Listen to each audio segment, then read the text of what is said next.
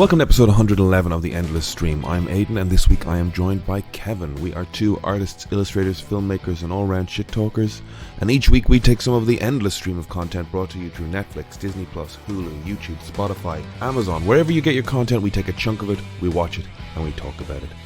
This week we're talking about a bunch of stuff. We're running a little late on the release. This episode has been posted 2 days later than usual. Sorry about that. We had a scheduling conflict. But this week we're talking about a bunch of stuff. As a result, we had more time, we watched more things.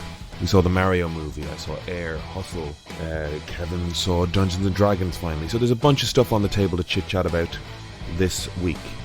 If you like what you hear, please consider subscribing to the podcast, heading over to Spotify or iTunes, liking, subscribing, rating, reviewing. All of those good things really help us out. And tell people about The Endless Stream. Spread the word, it all really helps the podcast out. On top of that, you can go to Instagram at The Endless Cast, where you can see art and clips put up for each episode, and it's a great place to send us a message. Tell us you disagree, suggest something for us to watch. It's a great place to engage with us over there. All of that being said, let's get into the episode. Sad news this week. Ray Stevenson died. Ray Stevenson. Yes, Blackbeard from Black Sails and Volstagg from Thor. Frank Castle from And Frank Castle from the Punisher Warzone. I forgot about that. Yeah. And he was that guy in Thor. The Voluminous. Yeah. Yes. Voluminous. The Voluptuous. Oh, don't undermine his achievements. I think I hear my dog creeping outside the door, but I'm not going to go to her because she could have come in here if she wanted to.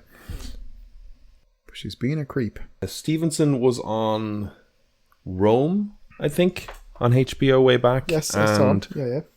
That's when I first saw him. I never saw Rome, but I might have to go back and give it a look now. You'd like it. Lucy Lawless is in it. Is she in that or is she in Spartacus? Because I know she's in Spartacus. No, she's in Rome yet. Is she? You pillock. Yeah. Oh. You pillock. Google it there and prove me wrong. Googling it now to prove you wrong. Yeah. Google it there, yeah. Yeah, numpty. He's in Dexter as well. I don't know if you ever watched him in Dexter. Of course I watched Dexter. He was the villain in season. Okay, Jesus, bloody. Aggression. You're coming at me. Sorry, I've been in Dublin for too long. Been in Dublin for too long? It's my go-to emotion. Of course you watch Dexter. Yeah, no, not of course. There's like 7 seasons and not all of it's good. He was great. He had a very powerful presence. He was a big figure. Was he in Rome or was he in Spartacus? Well, Stevenson was in Rome. Yes, of course. Was he in Spartacus? No, I never said he was. You said he was. No, I said Lucy Lawless was in Spartacus. Lucy Lawless was in Rome. Well, she was definitely in Spartacus. Xena, the warrior princess. God. Yes.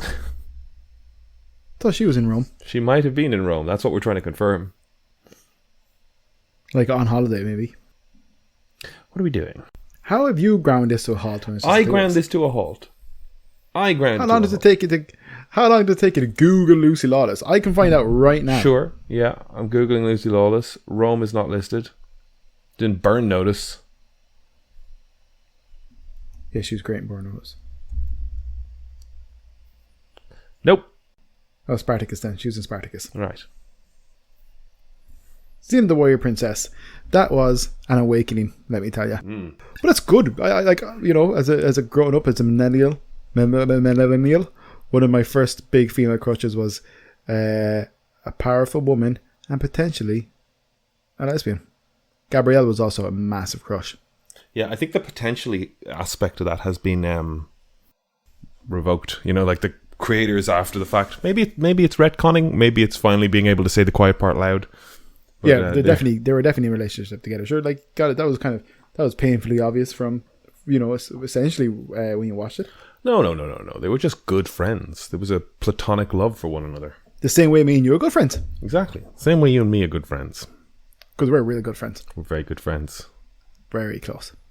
Very good friends. We have an intimate friendship. We have a close friendship. It's very close.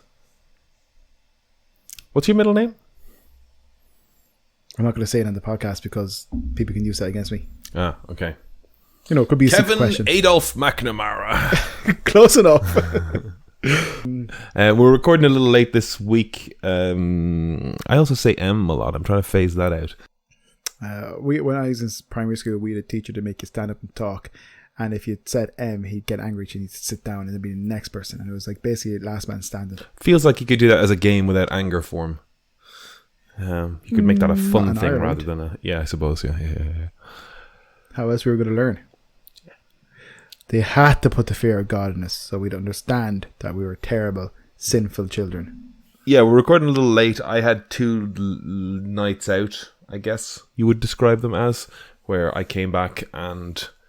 was not really in a fit state to record at what would have been 6 a.m. We went to an arcade up the road and a bowling alley and then a cocktail bar up at the top of it. And the bowling alley was really good fun. I haven't been bowling in forever. But Bowling's the best. Bowling is the best. Yeah, I really want to do it again. With a bit of like... room to practice and a little bit of understanding of what you're actually trying to achieve, like being older, because it's something you do as a kid. I can coach you. I'd love it. Can you tell me how to twist the wrist? I'm very good. Only thing I can't tell you. Twist the wrist. Do the old flicker. The old flicker. The old spinner. Leg out. Oh yeah, the old spinner. Do you have any notion as to what weight your ball should be? I always go for around 11 kg. Interesting. I think it's light enough to be able to put some force behind it deliberately. Yeah. But it's heavy enough to do some damage. Yeah. I feel like there's got to be some metric, like when they fit you for golf clubs and stuff like that. Like there's got to be some like or like getting on a bike, they sort of stand over the thing and can you lift the bike? Like there's got to be, the saddle up to your hip kind of job.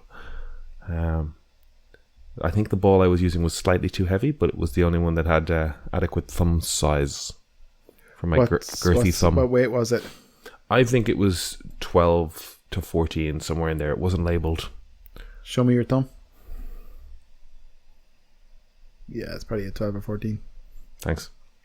But that was great fun. And then we went to this place called Spilt Milk, which is a bit of a, I guess, Logan Square cocktail bar. Like, people know it. There's a few of those places. Like me saying, like, people know it. It's kind of a local bar. But it's been mentioned to me as a, like, spot for cocktails. And you do like a good cocktail. I like a good cocktail. And so I just ordered 2 old fashions when we got there. They were bad. Way too much whiskey. Not enough of the other elements that balance it and sweeten it and add the bitters. It was just wrong. Mm-hmm. Which I thought I was ordering like the safest cocktail there. And then a third friend arrived and ordered something more elaborate. He saw gin and cucumber but missed the ingredient gochujang, which is a Korean chili paste. Gin and cucumber is like fairly standard combination. Yeah, but it was the other... Would it crack some pepper over it? It was the other ingredients that made this kind of like a spicy yogurt that was... You see, okay, so they put that paste in there because, a decent gin and tonic is your gin, your tonic, cucumber slices, and cracked pepper over it. Yeah. But they went all artisan with it and... But you see, went with their miso paste. Again, this was called a mean bean. And it wasn't miso paste. It was gochujang, which is... Oh, excuse me. A real thing, apparently. Yeah, well, I don't doubt its existence. I mean, I don't think you're a liar. I wonder, do I have a picture of this fucking menu so I can see what's actually in it? Oh, I do. There it is. Gin, falernum, cucumber, gochujang, lime, celery bitters. So it was cloudy red. I thought it had like a tomato vibe to it, but the paste it was not good. It was not to my taste. Let's put it that way. And we went into the bar and afterwards, and like we were like, "What the hell did you order?" And he's like, "I don't know. It had gin and cucumber in it." And we looked at the menu, and I was like, "Oh, it was this one." And I turned to Chris and said, "He ordered this one." And Chris looked at me and went, "Okay, 3 of the mean bean," and he ordered a second round. He didn't understand what I was trying to indicate. So suddenly, I had 2 of them and a bad old fashioned. Long story short, is a story made 4 words longer. I got home and was not feeling good, even going to sleep. So when the podcast had to be recorded at, would have been 6 in the morning my time, I didn't make it. Sorry guys, sorry. But 6 in the morning was excessive. I didn't realize. I actually have it. I have your time zone saved on my phone now, so I know what time it is in Chicago. Well now you know. Yes. Yes, and for those interested in knowing what time it is in Chicago, Google Currently. Currently, Yeah, it's refer you to 3:30 google.com. Yeah, it's 3:30. So we chose a more reasonable time here. for our I've been up, American I've been listeners. out, I've been to the gym, I've lifted, I've pushed, I've hauled, I've heaved, I ate a protein bar, I've come back, I've written, I've drawn, I've typed, I've sat, I watched an episode of BBC's Ghosts. Is it about ghosts? It is about ghosts, yeah. It's Is that the about, one with Cersei in it? No. Cersei? Or maybe she's in something about robots. No, maybe it's about robots. No, it's like a BBC gentle comedy about a young couple that inherit a mansion, and it's populated with ghosts of everyone that's ever lived on that land. Beetlejuice. It's a little bit, yeah, and one of them falls out the window and has a head injury, and suddenly she can see the ghosts because she got close to death, and it's good fun. It's a very nice, light piece of entertainment to eat breakfast over. The Americans have made a version of it because, of course. But like you do go, there are shots in it that are really ropey CG, and Yeah, but like I think you have to be forgiven with TV. You just have to be. Yeah. It's about the story as opposed to like look at fucking Doctor Who, and it's a massive fan, and it looks like dog shit. yeah, it's got good episodes and bad episodes. But what I always like about Doctor Who is the ideas outreach the capacity to execute them, and that's what I'm sometimes like some But of our it's better to tell the favorite. story than not. Yeah, some of our favorite sci-fi stuff from the 70s and 80s and 90s is cool because they didn't quite nail it, like the Total Recall remake. I don't care that there's a big CG fly through skyscrapers, but I enjoy Arnold Schwarzenegger taking off that like practical weird Yes, yeah. plastic head, Yeah, and his eyes bulging out of his head and all that jazz. Yeah, it's fun. Like it's the kind of thing his that you stomach watch person. as an audience member and you're like, I can kind of see how they did this, and it's leading to great effect. Still looks ropey, still effective. It's good. It's fun. Yes. And what else have you been doing this week? Oh, you were drawing. What you were drawing? I was trying to do some drawings for the podcast. Like I think I told you, I am behind illustration-wise because I dropped my Apple Pencil and it stopped working, and I had to go and get a new nib as per your suggestion because I was like fully prepared to buy a new pen. But the nibs seem to have done the trick. Though I am getting this little like, it's drawing like a little horizontal line every so often, like I'm double tapping or something. So it's not 100%. So I'm trying to learn how to draw with this little encumberment. Yeah, well, yeah. See how you get on. At least it's like, if it gets past it or something, it's fine. Maybe turn off and on your iPad again. That's not a bad idea. I haven't done that in a while. Like I removed the pen and I checked the settings and I did the Bluetoothing and whatnot. But like, sometimes the pen's sensitive. Anyway, look, I'm drawing covers. I'm a little behind. I've got I'm trying to draw a Pope's Exorcist for last week's one, I think. That movie is still funny. I'm thinking about it. I was looking at pictures of Russell. Really want to watch it. You it's should. It's on the cinema here, so I'll go check it out. Great. Yeah. So I did get a chance to watch a bunch of stuff this week because a lot of stuff came on streaming, I guess, as well. I could start with the Mario movie. That got a like on demand or release or whatever you want to call it. And I think it's in the cinemas in Ireland. Did you get to see Mario? I saw Mario. Yes. Cool. Yeah. What did you make of Mario then? I have zero complaints about it. Interesting. It was good fun. The soundtrack was very clever and a lot of fun. It's great. Princess Peach was badass. Donkey Kong was hilarious. Mario and Luigi were super endearing. Bowser was great. I love Jack Black doing Bowser's voice. The song Peaches was hilarious. I feel like I'm taking crazy pills on that because I watched people like react to the music video he did as well and the like social media stuff for it. He's just saying Peaches over and over again. I think it's funny in the movie. I've not seen any of the social stuff. It's him. He's done a video for it. Like I'm trying to like. I'm going to see if I can get the lyrics to Jack Black's Peaches because it's just Peaches, Peaches, Peaches, Peaches, Peaches, Peaches, Peaches. Yeah, doing but his little riffy thing, and it's like yes, but it's a kids movie, and it was an entertaining scene in the movie. Yeah, I object to this concept. What do you mean? Dismissing crap No, as I know it's a kid's movie. No, I know we've talked about that before, but I'm just trying to say it's just like, like I think it's like adults run with things then and they make it fucking.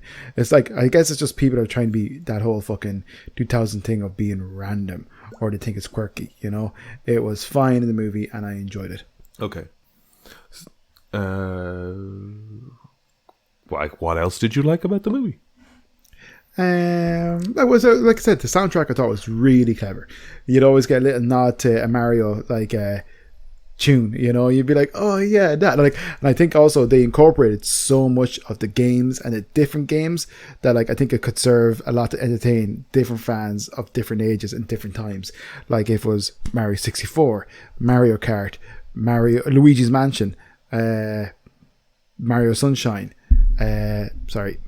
Smash Brothers. I felt like there was a thing taken from each movie, each video game, and kind of implemented in the movie.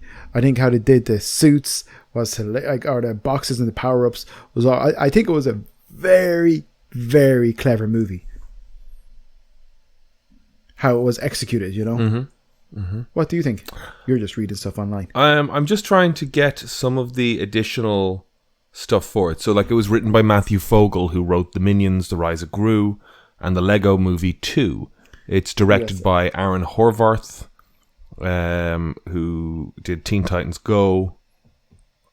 It's also directed by Michael Jelenic, who's worked on Teen Titans Go, Batman the Brave and the Bold, and Peter Leduc, The Grinch, Despicable Me 2010 as well. So I'm just trying to get some of the additional context there. It is an Illumination film, so you get the little minions at the start going, Illumination! I don't like Minions, FYI. Yes. But now, when that happened is when I kind of went, uh-oh. Because I didn't have much fun with this movie. You didn't like Mario? I didn't. It didn't do it for me. Really? I can objectively go shocked. And tell you that they rendered the world beautifully. They delivered what we know to be the components of Mario's world. The power-up blocks, the Mario Kart, the Mushroom Kingdom. We've got Toad, we've got Peach, we've got that. We've got his relationship with Luigi. They're the brothers. They're trying to be plumbers. They look great. They kind of give us the accents, but also throw away the accents. In that opening scene when they're in the diner, you've got Jumpman playing Donkey Kong, which is kind of fun. Mm-hmm. Like, that's the original iteration of Mario, like when they first drew this plumber guy. But after that, after the sort of technical achievement of making it look perfect, which they did, undeniably they made it look perfect, I didn't have fun. I Illumination's too flippant and too child-focused for me. And I know that the argument is always, but it's a kid's film. But I always go, yeah, but so is everything Pixar or DreamWorks or Warner's Disney. Or like everywhere that's made a film that is suitable. Disney? Or Disney. Yeah, Disney too. Anyway that, like, the best animated films for me are the ones that, like, again, I always think it's film that is suitable for children. Yes. As opposed to children's films that aim below the... Like, I don't think you should dumb down necessarily, because I don't think I laughed outrageously at anything that was... Maybe a kid is losing his damn mind. I don't know. But, like, I think you get a longer... When you make a film like this, the way they have made it, those kids will love that film, and then they will grow into adults and they will watch that film and go, oh yeah, it's kind of goofy. Whereas when I watch Wreck-It Ralph is great. I know that kids are going to watch that film and go, this is so much fun, bright colors, Mario Kart take off. You know, there's the action bit with the hordes of insects doing the kind of Halo vibe. Yeah, all the game chops, yeah. Fix-It Felix is great fun. The Street Fighter stuff is there. It's so much fun. But at the heart of it, like, he has an Iron Giant moment at the end, doesn't he? Where he's flying to the thing, just sacrificing himself to save the... Like, there's such good development of character and relationships between these characters. And for me, that isn't there in Mario. It's going to entertain your children, but I'm bored by it. And I think those adults who grew up watching it are not going to be able to hold on to it in the way that they could something like Wreck-It Ralph. You know, it's one of those things that you go, we put like even go, oh, I love this when I was a kid. I'll put the kids in front of it, but you're not watching it again. I probably won't watch it again. Yep. But I mean, the concept of you, a person who has a child, you'll go, yes. Oh, I loved this when I was a kid. Off you go and watch. Unless your child hyperfixates on it and then see, you can watch. Sure. Hours. No, but hours. But you know what I'm saying beyond the concept of yes. hyper. If it were a good enough film, you'd sit down and watch the film. I understand what you're saying, but I liked it though. Like kind of, but then again, like I guess, like you know, I'm quite happy to kind of go to the cinema at once and see it. Actually, I would be looking forward to a sequel to Yoshi. That'd be great. But did you like? You just said you'll probably not watch it again. Oh, but yeah, but I don't watch many movies. But have you watched Wreck-It Ralph more than once? I watched the first one twice because I wanted to watch the second one, and the person I was with hadn't seen the first one. But Wreck-It Ralph was great the first and second time. It is a great movie. Wreck-It Ralph is awesome. Yeah. So that's my thing with it. Like if I want to get into, again, it's like I don't dismiss the effectiveness of what this is, but I'm not interested in extended like Mario action sequences where, you know, the camera pivots to a locked off 90 degrees and we do a side scroller through a construction site. I thought that looked, you know, that's just going, hey, remember this is a video game? And it's like, yeah, it's a video game. We know this. Don't do this to us. Okay, interesting. Jeez, you're a very critical person. I know I am, and I'm sorry. Do you think you have a negative bias? I think I have a tendency to be critical first and then have to walk myself back to a place where it's good. And I can tell you, it's absolutely a great movie. But like, why do we need to spend the first 15 minutes with Mario finding his way into the Mushroom Kingdom? It's Mario. He lives in the Mushroom Kingdom. Let's go. Or do you think Mario lives in the Mushroom Kingdom? After 30 odd years of video games, have you seen him spending much time in the Bronx? No. Don't ruin Mario on me, dude. No, but that's what I'm saying. It's like I don't think anybody needed to spend 20 minutes justifying him entering the Mushroom the live Kingdom action movie or having it the live action movie had them being transported into the Mario world, did it? Yeah, I don't know why. Yeah, fair. But look, I watched a handful of movies. Mario was probably the best out of the three ones I watched. Well, like even I know you mentioned you liked the music. The Mario music that was in there was great. They've got 30 years, 40 years of score. Tunes. So why am I getting 6 record like needle drops in the first 5 minutes of it? Like every time they go to do something, you know, it's because it's fun. It's about instant gratification. Constantly give me those dopamines. I need it. Yeah, but it's borrowing affection from the song rather than making a good moment. Yeah.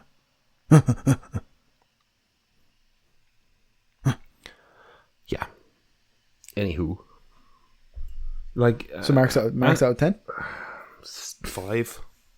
Thumbs up, thumbs down. Horizontal. Down. I'm not watching thumbs that up. again. Down. Bam. Because I can't even argue that the art direction is astounding because it's Mario. It looks like Mario. Great job. You rendered Mario. Nintendo I like the little water. I like the little water drop. You like what?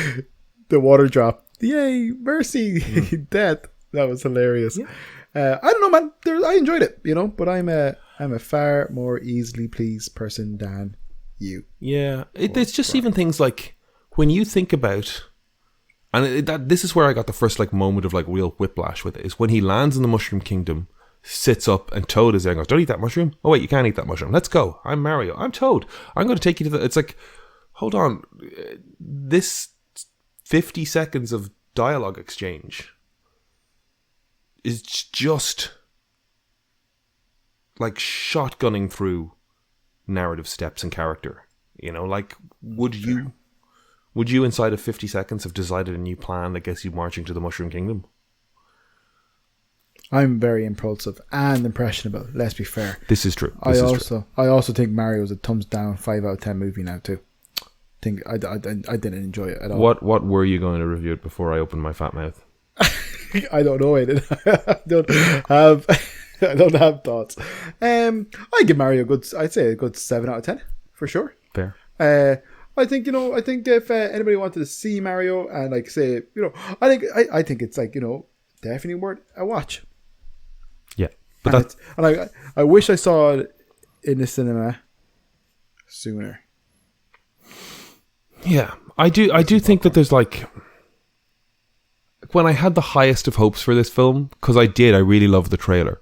My thought was that like that shot you get of everybody in their go-karts. Like, I think the line in the trailer is there's a whole galaxy out there for us, and then you see all of the go-karts cruising down Rainbow Road towards the camera, and I thought, that's going to be the last shot of the movie. That's going to be them like opening some galactic doorway that lets them travel between worlds. Maybe they're trying to find his way home, maybe they're trying to whatever. That's going to be the end of the movie. Cool. And they just got them into Mario Karts and selecting car parts and just making sight gags around that. Yeah, it's great. 30 minutes, 40 minutes in, it was just like, oh, this is... Then they just went for a drive and did Mario Kart. The Kong guy in the white jacket doing the Miami Vice bit, like Take On Me, starts playing. Yeah, cool. It's fine. Kids are gonna... Yeah, I love it too. Kids aren't gonna like Take On Me. Kids don't know what the fuck Take On Me is, so that's the concession for the parents. That was the biggest song when I was born in 1988 of the month I was born, which is a bit of a bummer. No, not Take Me. No, actually it was the Rick Roll one. Oh yeah, Rick Astley. Yeah, which is even worse. So look, it just, I wish Disney, DreamWorks, Warner's, I just wish someone else had made it. Anyway. I guess. Well, I'm not a Minions guy, to be honest, but in my opinion, which isn't very valid, it's completely valid.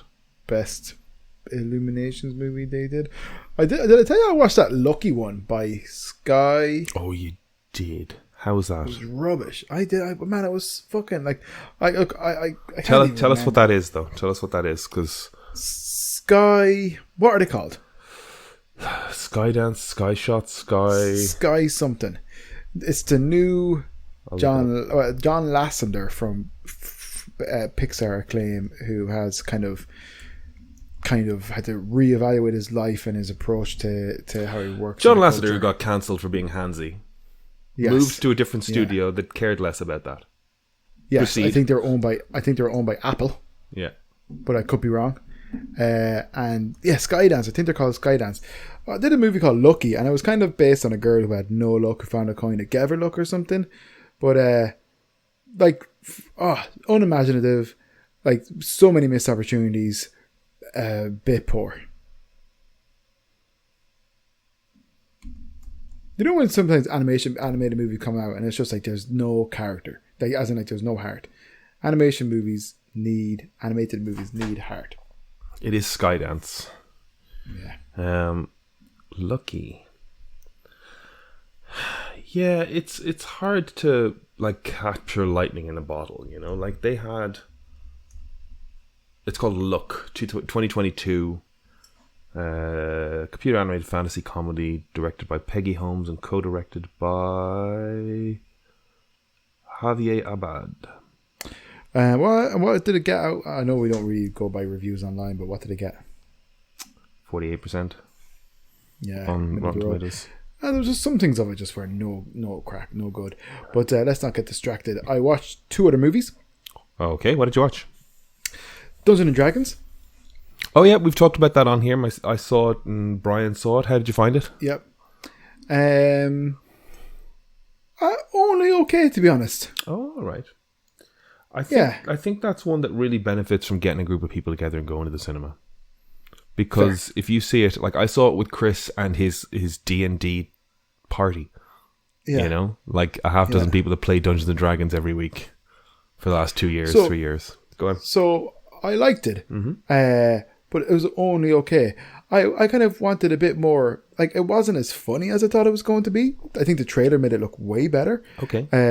I didn't find the characters as endearing as I had hoped I would find them. You know, there's aspects I really enjoyed and I really liked, and I think there's there was parts of it I thought were great and stuff. Hugh Grant is brilliant in it. Like it's like I liked it. It was almost there, but not quite for me. And because I listened to the podcast, you and Brian were talking about the deer scene and stuff. Yeah. When the changeling is being chased and turns into a deer. Mm-hmm. I didn't see an issue with that.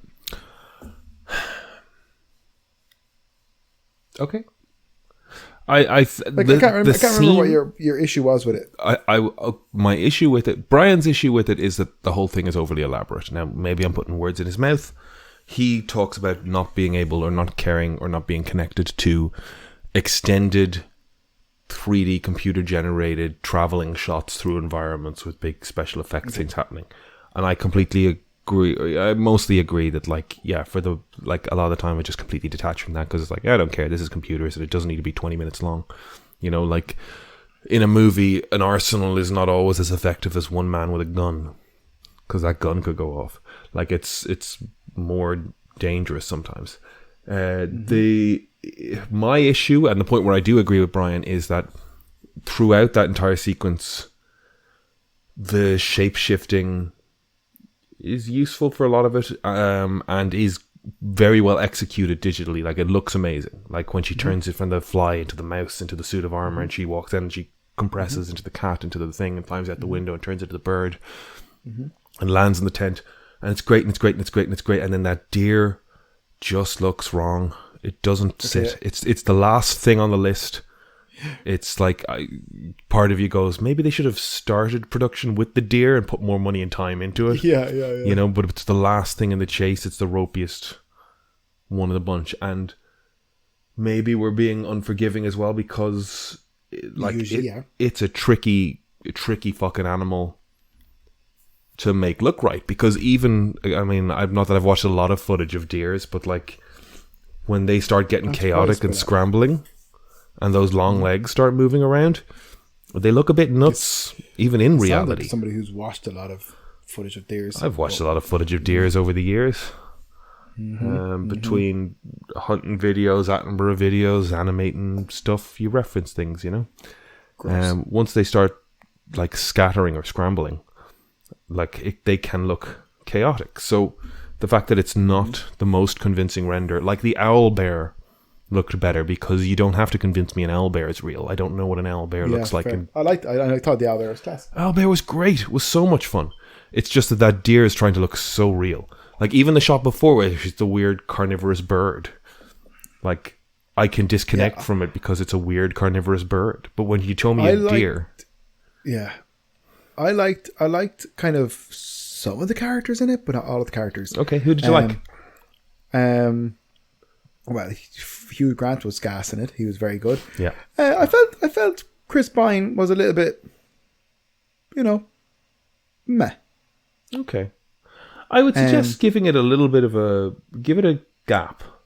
Give it a rewatch. And go watch it again. Man, because when I went into it, because I did watch it a second time,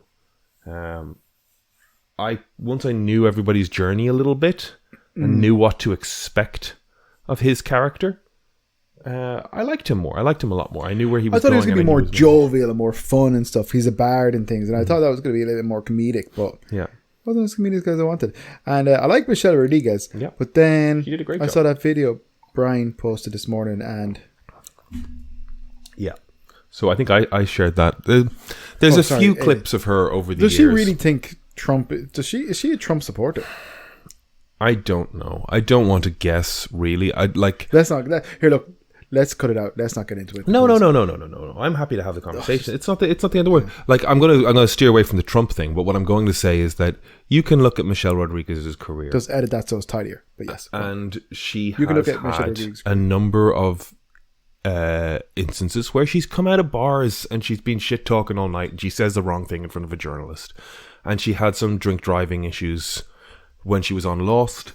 And none of those things should be factored in to actually judge her, really, except that she's sort of giving a press conference now going, come on, we can't make Marvel movies forever. Like, what are we going to do? Come on, we got to move on. It's like people are pointing at the fact that, like, she's been in 10 Fast and the Furious movies. Yeah, and Avatar and stuff. I like her though. I like her. I think she's cool, but No, but it's just like if she's talking about the sort of the mundaneness of Hollywood, it's like, well, stop doing Fast and the Furious movies. yeah, you can't like as in like I'd be the very person to say like kind of, you know, they're all I can't think of the word, but spectacles. You know what I mean? Yeah. Like it's like one man's garbage, another man's treasure. Like you really can't distinguish between a fucking Marvel movie and a Fast and Furious movie, just in the sense of just like they tickle different parts of people, but they're more or less the same nonsense and entertainment. Beyond that, right? And I love comics. Her standing at a press conference and going, "Can't keep making Marvel movies forever," is a kind of fundamental misunderstanding of Marvel. That is like saying you can't keep making Warner Brothers movies forever. Yeah, It's a studio. They'll make whatever movie they think is going to make them money. Yeah, true. They've got a catalog of self-generating, and I don't mean self-generating, but like they have self-generating movies because they have a publishing house where people are writing content, and there's content in the Marvel catalog that is 60 horror, years worth of content. horror, romance, fucking race cars, science fiction, fantasy. Like we saw it with Werewolf by Night. Like we don't, and when that came out, if you remember, I was reading on the Marvel app some of the early Black Knight stuff. Like I know we've got what's his face from Game of Thrones lined up to play the Black Knight, but there's no reason why we don't do a sword and sorcery Marvel movie set in the 1200s. Dude, even if he was transported, there you go. Who cares? I would take away the magic. Love it. Marvel does sword and sorcery. Marvel owned Conan for ages. You know? I know. Marvel Comics. We said this a while back. Men in Black is a Marvel's comic. Dude, Amazing Fantasy was relaunched there like a year or two ago, and it did fucking phenomenally well. On sale wise, you know. Yeah. So you know there is an audience there for it. So her saying they can't keep making Marvel movies is you're talking about a studio, not a genre. You know. You can't keep making 20th Century Fox movies. You can't keep making Disney movies. Like, what are you talking about? I know. Yeah, well, that's a good point. That's such a that's a good way to kind of like. It's a good way to cut herself out of films. Well, I wouldn't say it's a boo to one of the largest production companies going at the moment. You know. Yeah, there's a half dozen studios making films. Why are you alienating one of them? But also, you did Avatar. It's the same nonsense. Avatar, that's Fox, right? And yeah, but I'm just saying it's the same over the top 3D nonsense, like, you know. Yeah. Speaking of over the top 3D nonsense, the third movie I watched this week was Shazam: Fury of the Gods. Sorry for your troubles this week. Yeah, not Shazam: Fury of the Gods, right? Was not as bad as I thought it was going to be. Right. However, like, bad. Yeah. Especially that third act, really. Like, I could say that I was having fun with that movie for a large chunk of it. But around the time they get to the third act and they've put Lucy Liu and Helen Mirren on a dragon and they're just riding sure around. Helen Mirren's fucking out of the picture, that scene or whatever, or that stage. But except she isn't. But except she is. But except she isn't. Yeah. Oh, man. And then also, I just want to say... The wizard is dead, but he isn't. The wizard is with them, but he's not with them. The cameos are horrible. Sorry, you tell me what you liked about the movie. I didn't really... It's not that I didn't really like much of the movie. It's just such a fucking meh movie, you know? But, yeah, just like kind of... That poor... Like, I saw something recently, the guy who plays the wizard, and he's a great actor. I just can't think of his name. He was saying he's basically living like paycheck to paycheck. He's eating like fuck all, and he's like, you know, there's no money. But and then they kind of gave him like you know, spoiler alert, like kind of, you know, but we're also doing you a favor. But then when he appears at the end and he's all dressed up nice and all that kind of stuff, it's like, oh, you know, stuff to do with the parents and the you know, Billy Bats, you know, Shazam's annoying as fucking it. He's not like particularly likable at all, you know. The wizard or the superhero? The kid. Billy Batson, Zach Levy. He's not a lovable rogue or endearing like a Star-Lord or even a fucking Peacemaker, you know? Like Shazam was fucking annoying in that movie. Captain Every Power as well. Stuff like that's kind of annoying. But like, and then that kid, hang on, I just want to say one thing.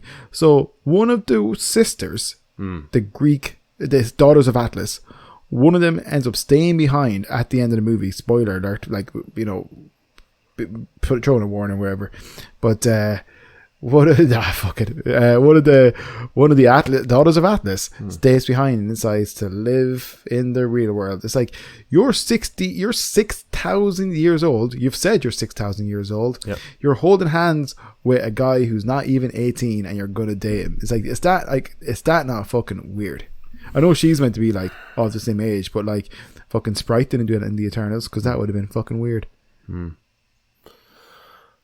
Yeah, it's a little odd.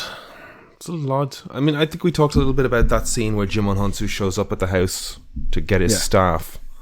Yeah. That is like kind of a post-credits or a tag scene or an epilogue scene or whatever you call it. But it's directly after the scene where they're doing the funereal thing, where he is standing with everybody holding his staff. So at what point between those two scenes did he decide to leave the staff at their house and come back? And the other final scene with the Mark Strong in the cell, and how come Mark Strong gets so many comic book movie roles as villains and stuff? I mean, I like him, but wait, then there's that's Megamind. That's after the first something. one, right? No, this is a final scene after. Well, at least the version I watched it was there. Okay, I got to double check it. Maybe I missed. Did they go back to him with the worm? Because they did that at the end of the first one. I missed. Yeah, and then he had to leave again or something. He had a big beard and all that kind of stuff. Okay, right. Yeah. Well, look into that. But no. I will. But like, you know, to be honest, man, it's just like some of the monster stuff I thought was kind of cool. You know, I like kind of seeing those like Harryhausen type of Cyclopses and all that kind of stuff. That stuff is fun. Unicorn stuff. But like, the unicorn stuff was terrible. And Taste the Rainbow. And then she says it again the next scene, Taste the Rainbow. And it's just like, either or line would have been appropriate, but not both times. You know, it's like kind of like having a, like, you know, Mark Cat in Guardians of the Galaxy, Star-Lord drops the F-bomb, and then it'd be like kind of like doing the exact same bit in the next scene. And it's just like, no, it's like more effective if it was either, or sorry, if it was one or the other, but not both, you know? She's actually like, Taste the Rainbow, and then next scene is like, Taste the Rainbow, and it's just like, would have been better just to keep it at one. But then again, like I didn't give a fuck about dragons and all this nonsense shit. Like why do a superhero movie like Shazam where he's fighting elderly people and mythical dragons and stuff? It's just like, and having like focusing on all the other Shazam people and stuff. It's just like, it was boring as fuck. And then like they're in the temple place, and they had Steve the wizard writing the stuff down and reading the things. It was not as genuinely not as bad as I thought it was. Even though I'm shitting on it, I can't even tell you the things I liked other than like, I feel like I was expecting just complete dog shit, but it was more disappointing. It wasn't complete another dog shit. The evidence of the money that they put into it and the things that they executed were so technically proficient that you do come away from it going, couldn't you have made this good? Yeah. Because you clearly put a lot of money into it. Yeah. He has this goodbye scene with his family, and then he flies off to fight them. And then they create a little force field around a stadium. And then he walks over to his family again to have another little goodbye scene. And it's like, why did we do this twice? Other than it was in a script, they shot it, decided maybe not, and they shot something else because they wrote a different scene. And that's how you end up with 2 or 3 versions of the same idea in a thing. That they shoot both scenes just to have them, and then they don't make a decision. Yeah. That's how you end up with 4 fucking tags, like the graveyard scene, like the dinner scene, like the, you know, where it's that's like, you're right. That's why she probably said Taste the Rainbow twice, you know? Yeah. And It's two separate scenes. That like John Voight in National Treasure 2, I think it's the second one. Yeah, great movie. But he has about 4 instances where he looks to Nicolas Cage and goes, "Maintain the status quo," or something along those lines. Mm-hmm. Like, and this idea that maintaining this, whatever the concept is, it's a fun idea maybe. And they said, let's get it in the movie. Great. Oh, maybe we won't put it there. Let's put it at this moment, because this is also a pivotal moment where he might have to like act rashly or otherwise. Oh, but here's another moment where he might have to act rashly or otherwise, so we can have him say it here. And we'll just choose one to use, and then it's in there 4 times. Yeah, and I'm just like, shut up at the fucking status quo. Like you delivered this line once as if it was weighty. And as an actor, you were asked to deliver a weighty version of that line delivery 4 or 5 times. But it was up to an editor and a director then to go, we only need this once. Yeah, fair. I'm talking as if I know what I talk about. But I don't. Well, we are 100 episodes in, but we've learned a lot. It's like the whole I feel a great swell of pity for anybody who comes to this school looking for trouble. It's like I've heard it too many times now for it to resonate anymore. Speaking of X-Men, I'm going to embark on an adventure, and I'm going to bring you guys along with me. All right, tell me about this adventure. I'm going to revisit classic X-Men story arc, Age of Apocalypse. Controversial X-Men story arc, right? Like that was like a big 90s chaos arc where it's like, this is bullshit, but also we love it type of thing, right? Yeah. Yep. Like there's like a lot of love and a lot of hate for that period of X-Men. Yeah, I know. Yeah, so I'm super pumped to get into it, because I've been having a hankering from some X-Men. I also have Messiah Complex. So what I'll do is. So what do you think I should do? Oh, do Age of Apocalypse. Stand by your thing here. Now, just tell me and tell our listeners and tell anybody else. Like, obviously, I guess you're going to break this up quasi-episodic. So, what issue are we starting with? Because I can get it up on the app here, I think. Yeah. So basically, I'm trying to find the different reading guides. Okay. Mm-hmm. Shout out to the folks at Subsidy, because they hooked me up with an awesome deal with the Age of Apocalypse single issue from the 90s, and they are beautiful fucking condition. And I got the whole lot, and 99% of it. There might be, I have to kind of look through it more thoroughly, but there might be 1 or 2 issues I'm missing. But I also have the Marvel app, so I'm not too concerned about it. But I want to kind of, I need to sort out exactly the reading guide that I'm going to go for. I might just follow Marvel's official one, even though there is multiple ones out there. But the guys in Subsidy, Rob in Subsidy, was basically just like, you can read Alpha first, any of the rest of them, and then end with Omega. I have like Gambit and the Eternals. I have like everything. It's so fucking cool. And I'm so looking forward to just getting stuck into just like 30s, 1990s X-Men, It's going to be so much fun. So when you say Alpha, right? Sorry, I'm trying to look this up at the same time. Age of Apocalypse Alpha. Yes, I sent you the reading guide, right? Okay. But if you go onto the Marvel Unlimited app, you can find events. You can go to the Age of Apocalypse, and they'll have them all there.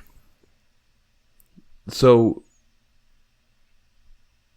but we're talking, is that still going to be, as according to this reading guide, X-Men number 38 from 1991 is your first issue? That's that's a prelude to Age of Apocalypse reading order. So there's a few ones I need. I have some of those already, and then Age of Apocalypse suggested reading order, but that's some stuff from 2001. Right, so that's starting with some stuff that feeds backwards, is it? It must be, yeah. That's interesting. But I know Blink was a big part of it. I'd have to kind of just do a little bit more research before I go hell for leather with it. Probably a little origin of Blink, because I don't know much about that character. Yeah, because I have basically I think I have X-Men Chronicles issue 1, 1995. Yeah. And I have so on and so forth. So I have all of that stuff. The first 2 issues that we're suggesting then, of according to this Age of Apocalypse suggested reading order, and that we're going to look at and talk about next week? Or yeah, we do that? Yeah, for sure, bro. So yeah, 100%. Will we look at the first 2 issues? Or how Yes, many are they? Well, kind of like I was kind of just going to do a breakdown of like, I can do 2 issues per episode. Okay, there's 45 episodes there, so we'll be talking about it for a bit. Yeah, but why not? Like, it's great. Let's see how it goes. Yeah.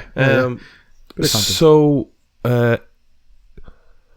issue 1 and 2 of X-Men Chronicles from 1995.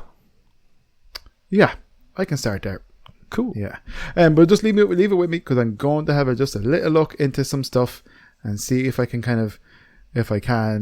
what I have exactly, and see if I need to start kind of like the X-Men issue 38 and see how I get on. Mm-hmm. Because I know I have 1 or 2 of them maybe, so I'll just have to see.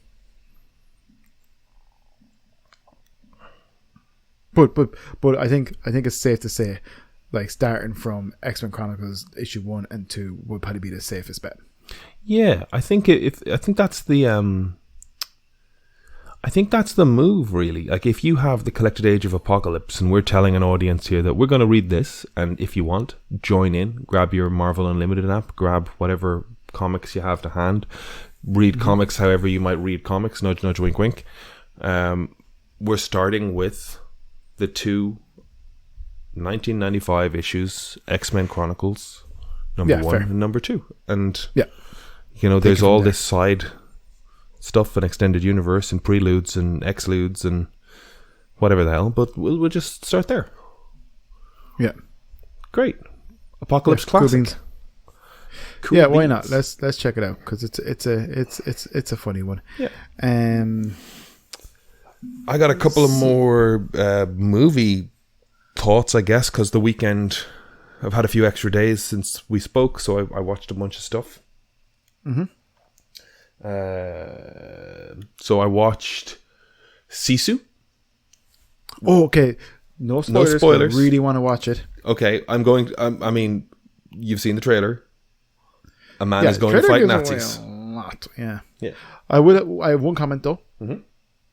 His dog is a Bedlington Terrier, and that's what Bjorg is mixed with. Oh, that's very nice to know. Bjorg is a Whippet / Bedlington Terrier, or whatever it's called. I don't know. I just tell people she's a Whippet cross. I do, because she's got it just the way she is. Yeah. Well, we, myself and Chris watched Sisu, and shout out to Chris. A lot of fun. There is some beautiful cinematography in it. We did spend a good chunk of the first 10-15 minutes going, wow, that's a great shot. There's so much texture in the soil. It's so much like, that's great horizon length. That held really nicely. It gets silly, as you kind of want it to. You see some stuff that you're like, I haven't seen anybody do that before, which is great. It's inventive, especially in this sort of like violent roller coaster that you're sort of engaging on. It's funny how there are moments where maybe it's the film nerd in me. I'm watching this thing that, like, they know they're a Finnish production and they made, Troll Hunter and Rare Exports and that sort of stuff. They're very good at visual storytelling. So there comes a point where it's like, when the Nazi leader is picking one of his team members to send down a road, all this guy needs to do is look to his right, point at him, and point down the road. It's all you need to do. He does not need to say, you there, get your things together and go down the road, run along the sides. You don't need the dialogue. It's actually hurting you. It's actually, like, I'm thinking more Sergio Leone from like Good, the Bad, and the Ugly type of things. There's a moment very early on where and this isn't a spoiler, where he rides his horse past these Nazis, and these Nazis look at him, and one of them goes to point a gun up at him, and the leader delivers a line. He didn't need to. All he needed to do was just put his hand on the guy's gun and bring it down. Just keep going. And that's the only thing. That's the key thing I think was the problem with it, or the key problem with it, is that there's dopey line delivery and exposition to sort of build a legend or explain things. I know what you're saying, and it's unnecessary, and if anything, took away from it. It's just slightly insecure of itself, and it's just shut up and let it go. Sometimes, dude, like, I'm sure you know yourself, like, having worked on productions and stuff, and like, you know, I did animation college and blah blah blah, but sometimes some people just don't give the audience any credit or anything that, like, and it's just like they'll put it together themselves, or it's not necessary to kind of spell it out for them, or less is more, you know. Yeah, it's 100% that. They give him a little Baba Yaga moment where somebody explains his legend, and you're like, yeah, oh, I didn't need that at all. He is way more impressive, way more kind of force ambiguous of nature, and like, worst thing they ever did was give Wolverine a future and a beginning and an end. You know, characters. Keep that shit vague. Boba Fett, Quint. I point at these sort of, like, you know, backstoryless rogue characters. These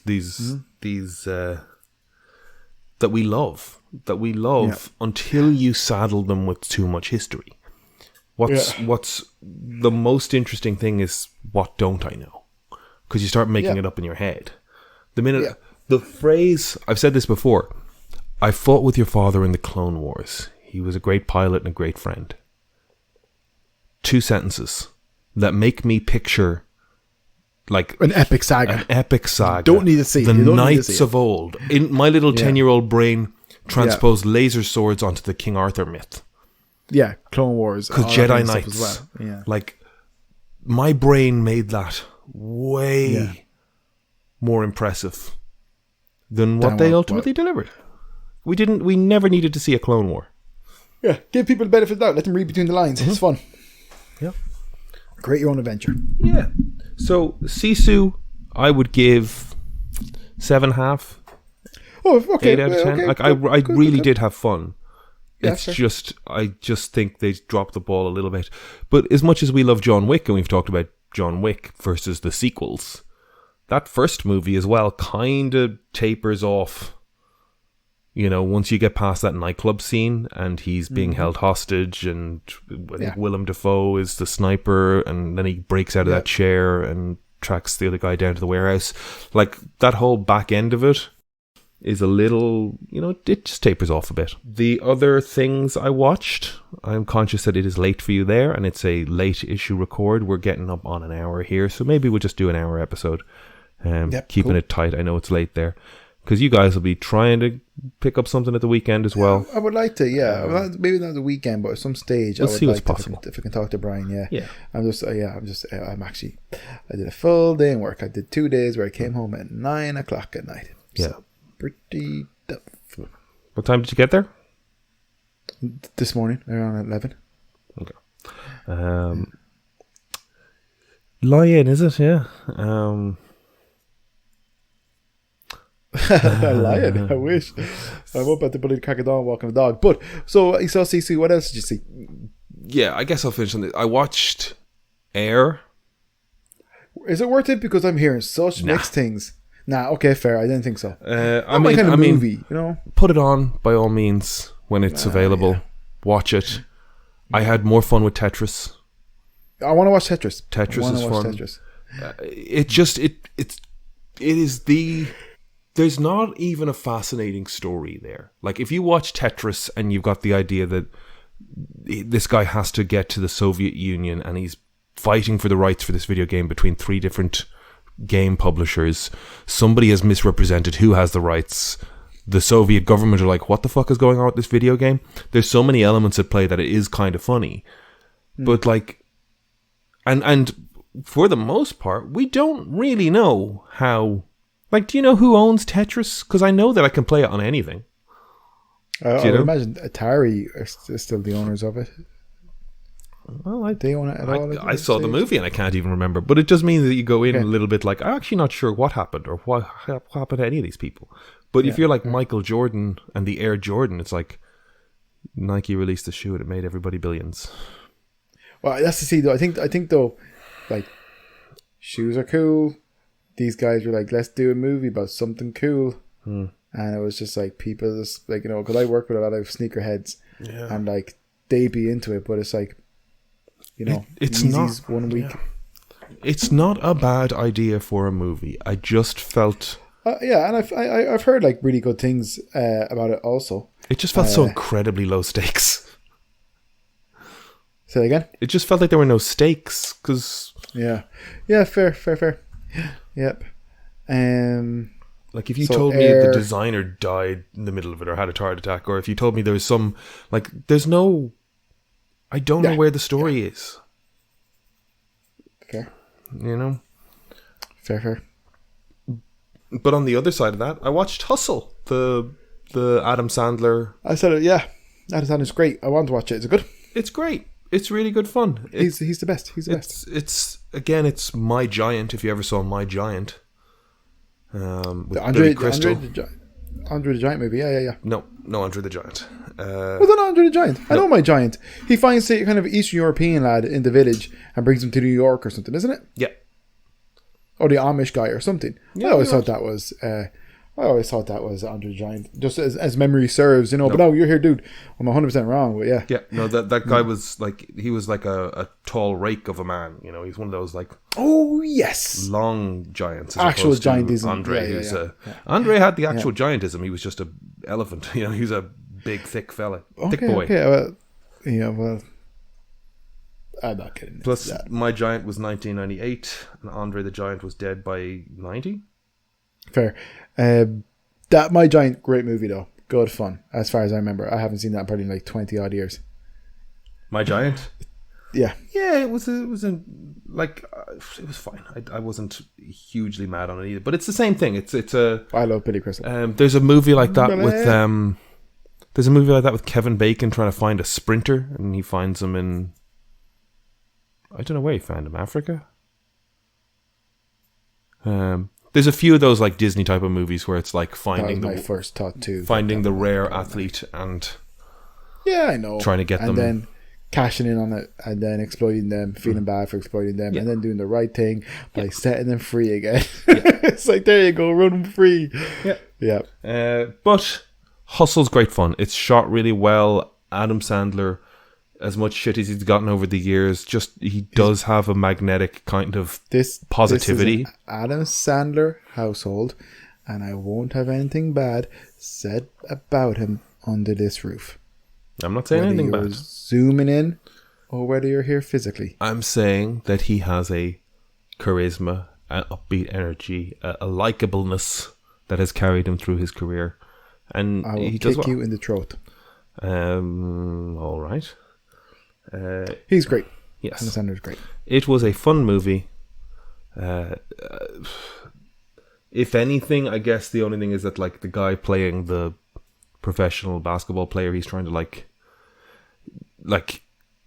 I don't know if that guy just isn't a great actor because they found a tall athlete and they got him to act, or if he wasn't given quite enough to do. But his story felt quite two-dimensional. He felt very much like, you may as well have had him training a racehorse. Fair. Oh, jeez. Do you know? Yeah. Do you know what I mean? Like, it's. We do feel for the guy's story a bit, but it's like. I think the greatest emotional thing is like his relationship with his daughter, and all that really happens there is, he has to go to LA and train basketball for a while. That's tough on any father. Sure. So, wide selection of movies covered there this week. Mario. Yep. I'm giving it a, what did I say, 5? 5. I'm going to give it a 7. Cool. Did I say 7? I can't remember. 5, Dungeons and Dragons, what are you giving it? 6. Okay. 5.56. Yeah. It's like it wasn't as much of a caper as I was hoping it to be, but I will give it a second shot. Okay. I'm a sort of 7.58. I enjoy it. I like the world. I want them to do a sequel. I want that sequel to not have the same party. Yeah. I'd love it if like Chris Pine is just playing the lute in the background in a scene in the sequel. You know what I mean? You just walk past him. I think that could be fun. What else then? What else did you see? You saw Shazam. What are you giving it out of 10? It's not as bad as I thought it was, but it was pretty ropey. I'd say a 4. With you there. 4. Yeah, 4.5, but yeah, 4. Yeah. You saw Sisu? Sisu, I think I said 7.5-ish. 7? Oh, yeah? Yeah, 7.5. Air 5. It's not bad, but it's just like, I don't care. Honestly, off the back of talking to Brian the other week, if you go to Netflix and you look for the series called Abstract, yes, yeah, that is a series of design and industrial design kind of documentaries about people that are working their craft. Yeah. And there's one in there about Tink Hatfield, I think his name is, and he designed the Air Jordans from like the 2, Air Jordan 2, Air Jordan 3. And that's more compelling than this movie. Like, I liked seeing Damon and Affleck on screen together, but that's just because I like seeing those guys on screen together. Yeah, I'm kind of getting a little like, not quite as funny, but like I'm kind of getting like a Mathau Lemon vibe off the two of them. Do you know what I mean? Like they're working their career opposite each other a bit. Yep. And I had just watched a podcast where Kevin Smith was a co-host for 3 hours, so I kind of had a little Dogma, Matt Damon, Ben Affleck nostalgia going. Yeah, great movie. Yeah, I love that film. Yeah, it's dopey as fuck, but it's fun. Yeah, Hustle 7. Yeah, fair. Yeah, fair. It's kind of a week of average-ish movies. I wish Mario had been stronger. I'm going to go and see Fast 10. I need to watch them all. You don't. I'll do it. You need to watch the one that's in the cinema right now because it's a roller coaster. Don't never tell me what to do. Tell you what to do. No, like I was. Chris and I were sort of weighing these odds. It's like those are weighing these options. Because I think I haven't seen the last 2 of them, maybe the last one of them. But I think if I go and watch 2 or 3 Fast and the Furious movies now, and then go and watch the 10th one, I'm going to be numb to car chases and explosions and gunfire. I just want to learn what condition / state his family's in to warrant that movie. The last Fast and the Furious movie I saw, I swear to God, it's probably 8. It's probably the 8th one, maybe the 7th one. I saw Furious 7 or whatever it's called with Paul Walker. Yeah. It's been a long time. Yeah. You, my friend. I saw that one for sure. Yeah. I saw that one for sure. We could have even said some. Yeah. I think I saw the next one just out of like habit then, and then I was like, oh, I don't care about this anymore. But I think one or other of those opened with, to all intents and purposes, TV title credits with clips from previous movies, if not the movie we were about to see. You know what I mean? I can't remember, bro. The sequence was your recap, is what I'm saying. You know, like you don't have to. They will tell you the state of the family. I think just go and see it and you'll have a ball. But I think if you watch 3 of these things in a row, you'll go in and go like, yeah, there was explosions and the cars drove fast. Fair. I know what you're saying. Yeah. I am looking forward to The Machine, and that's all my associations. Like, so I don't know if you're getting any marketing for that in Ireland. Actually, Bert Kreischer, The Machine. Have you seen any of that? I've seen something of it, but that's because you shared it ages ago.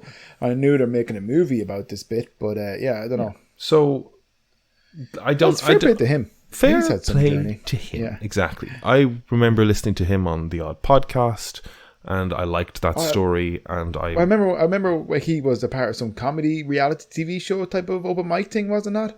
Where he said that bit. That was my impression of it. He did a story on This Is Not Happening on YouTube, which is it was a comedy night, but they filmed it, and he told that story on Rogan, and that pushed him to do it everywhere, and he's told it at other places as well. But he is I think of him as a lovable dope. I'm sure he's got his problems. I'm sure there's people that hate him. I'm sure there's people that think less of me for liking him. But I enjoy him. I think he's a lovable dope. I think he means well, even if he's an idiot. We can't all like the same things because then the world would be boring. Yeah. I do think that he has associations with other comedy characters that I'm like, oh, I'm not as big into this person at all. Like Rogan, I have thoughts on that guy. But this guy's like one step removed. So... But the thing is, I will say, I've listened to and watched Bert Kreischer content for X amount of years, and it is funny how he has managed to scale up and escalate this to the point that this film is coming out. So when you follow somebody for that long, I just have an affection for the guy. And I'm looking forward to it. And this movie doesn't look like dog shit. It looks... Well, it might look like dog shit, but it looks like really fun. I'm hoping it's good. I'm hoping it's fun. Yeah. Because I remember I used to listen to... It's good dog shit in the sense it's solid. Yeah. It's not a bad dog shit in the sense it's wet and you're picking up more grass than you are feces, and then the back breaks and it's all up in your fingers, and you told yourself you were going to bring hand sanitizer with you this time, but you didn't. So you got shit fingers. You got shit fingers for hands.